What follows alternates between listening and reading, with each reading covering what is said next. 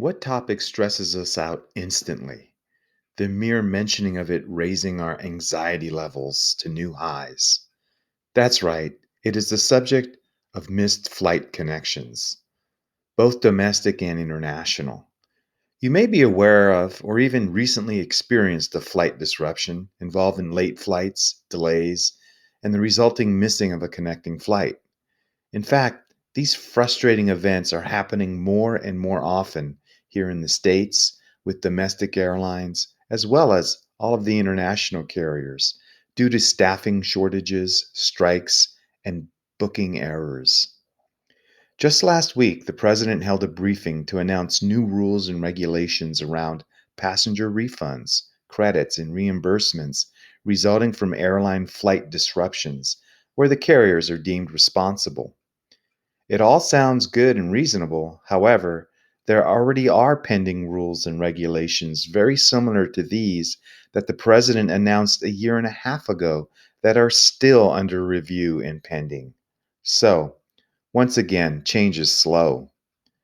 The passenger friendly organization Travelers United recently published an article called Stop Costly Missed Connections Caused by Brazing Airlines.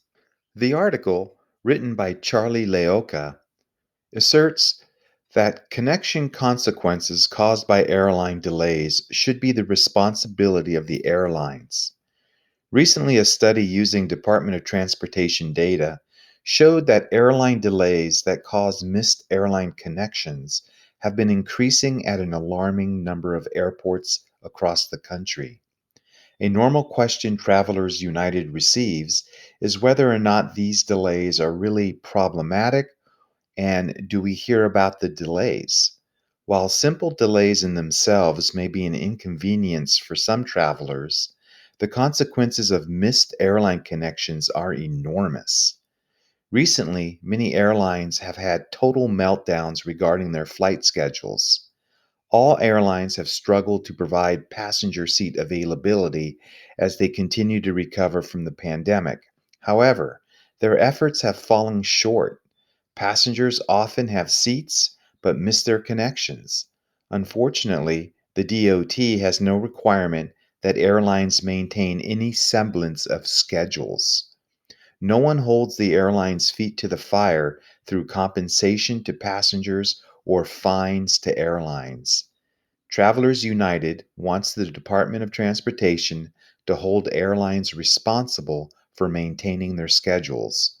Airlines should be required to fly within 2 to 3 hours of their normally scheduled domestic times.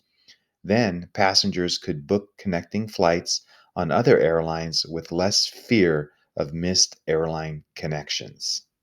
To be clear, there are current policies in place around flight disruptions, delays, and cancellations from the two largest U.S. carriers, United Airlines and American Airlines. Some of them are presented clearly, while others are somewhat unclear or not detailed enough to our liking. Both United and American try to send you quickly to their app to handle any flight disruption. Their internet sites are then pushed, and lastly, actually making contact, speaking with someone is offered, albeit as a last option. All airlines steer you to their phone apps first and foremost because it's much cheaper on operational costs. The apps tend to be clear and straightforward with information and offer up next steps in colored pop up boxes.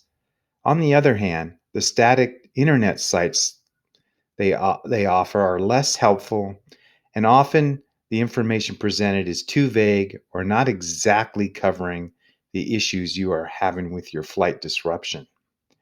The important thing to understand is that you need to take the lead on solving your flight connection issue.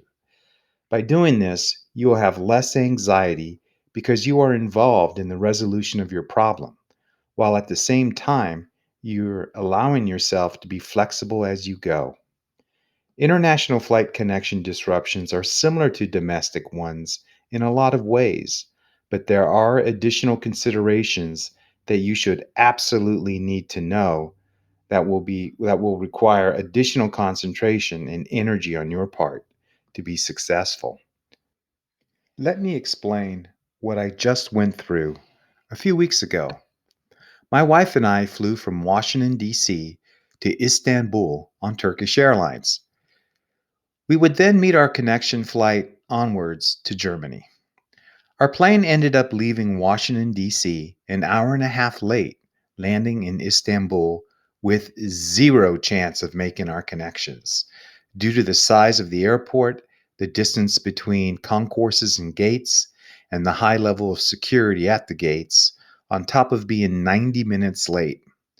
We ended up talking to the customer care representative at the Turkish Airlines desk to see what he could do for us.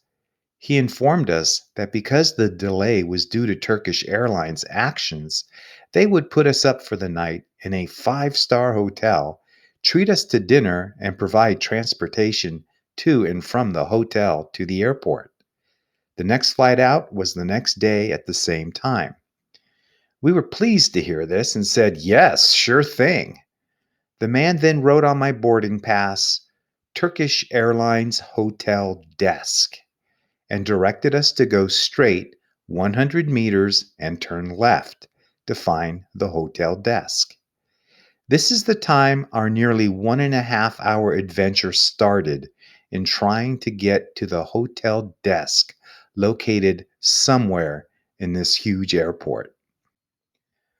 We asked several airport workers for help finding the hotel desk, and every one of them would say, "Go straight a while and make a left." One time a guy said, "Go straight and make a right." We ended up leaving the security zone and then had to go back through security check and passport control to get back to the area we needed to be in. We eventually stumbled upon the hotel desk, which ended up being located at the end of a long corridor out of view of walking passengers. While we were waiting for our room accommodations to be booked, we discovered that we had to obtain visas because we were leaving the airport.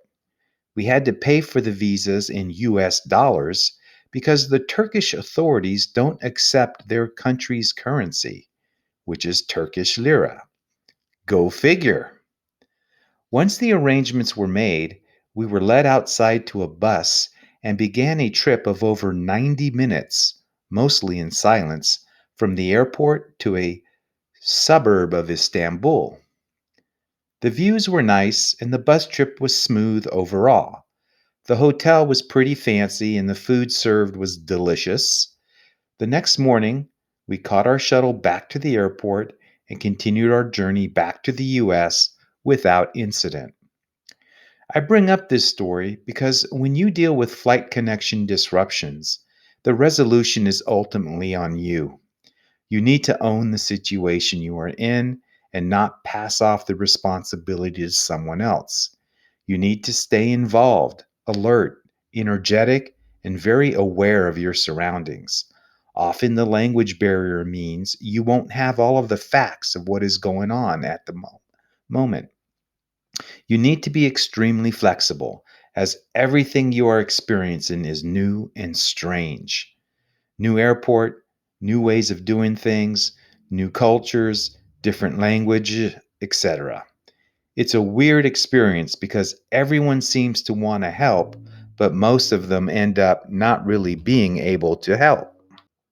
In closing, let me say, before you make your journey, whether it is a domestic flight or an international one, have a contingency plan worked out in case you have a flight connection disruption.